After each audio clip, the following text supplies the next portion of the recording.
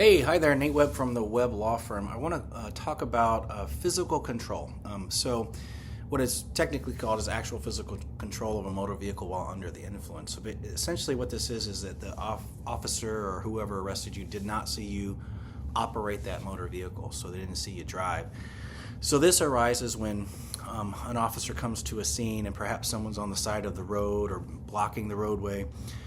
Although they didn't see them drive, so they can't prove what we call corpus delicti, which is the body of the crime, the driving. So DUI, driving under the influence. But obviously there's a situation where people could be put in danger if someone is in control of that car in certain situations. For example, if someone is stopped at a stoplight, which I've seen this happen many times over my career, and the traffic light cycles several times and the officer's behind the person, it's presumed they drove there, but if their foot's on the brake and they're just passed out and the car's in drive, obviously that's a dangerous situation.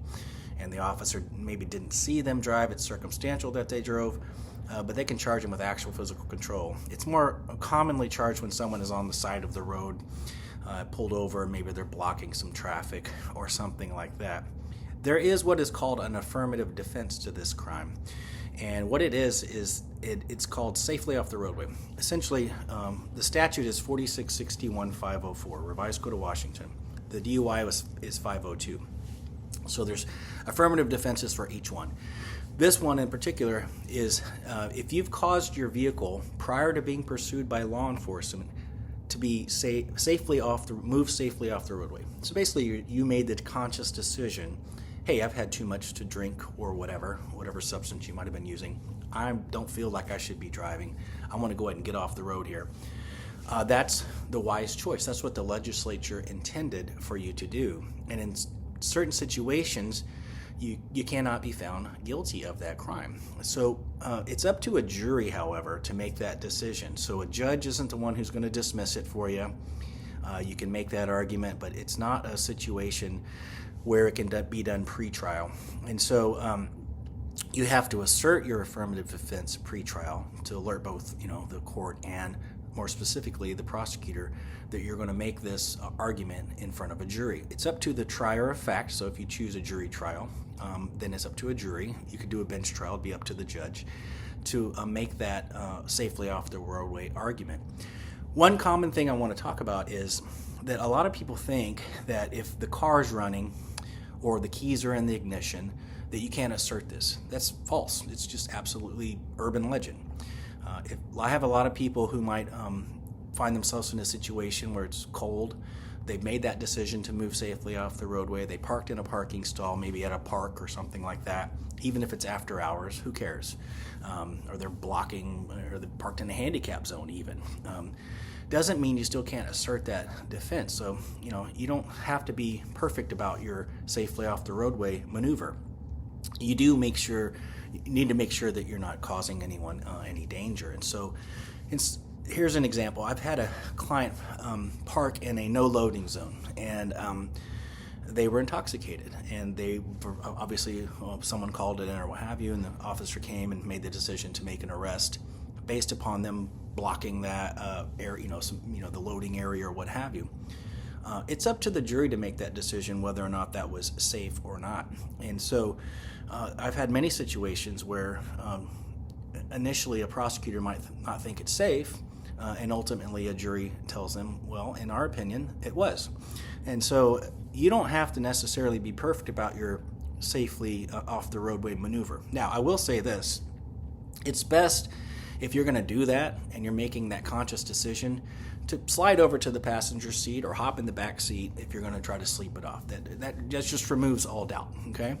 But there's a lot of situations where, you're intoxicated, you make that decision, you pull over, you put it in park, and you pass out.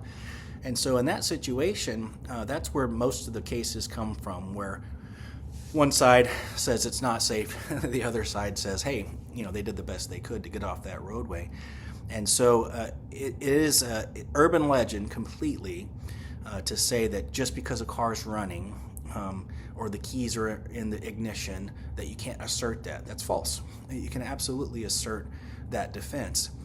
The situation becomes tricky when your car might be in the drive position or in reverse position, but you are off the roadway. That's up to a jury to make that decision. So in the cases where I've been successful, my client has turned off the roadway. Maybe they're on the shoulder, parked in a parking spot, things of that nature. So if you're going to get off the roadway, try to obviously get all the way off the roadway. But it is urban legend completely to say that just because the car is running, you're trying to stay warm, that you can't assert that defense. You most certainly can. I also recommend that if you've been charged with this offense, that you go and after you've been arrested and your car has been released from impound, if it was impounded, go back and recreate the situation as safely as you can and have someone take a photo for you or video how exactly your car was positioned, because if there happens to not be body cam and it's just or body worn video or dash cam, it's just the officer testifying that, hey, and this was what I saw, and they didn't take photos. It's best then that you'd have that response. But in a nutshell, safely off the roadway is an affirmative defense, and it's applicable under that 4661-504 actual physical control of a motor vehicle charge. Again, my personal position is hop in the passenger seat, hop in the back, even if you're waiting for an Uber, right? Hey, I'm just going to pull over, call the Uber. But if you can get out of the driver's seat safely, then do so. But even if you find yourself in that position, maybe you had too much and you just put it in park and passed out, that's great. Get off the roadway as best you can. Obviously, I'm not condoning drinking and driving at all, but if you find yourself in this situation, give me a call. Let's talk about it. I've had a tremendous amount of success defending these types of cases and asserting this defense. And so if you find yourself in that situation, feel free to reach out. I can help you out.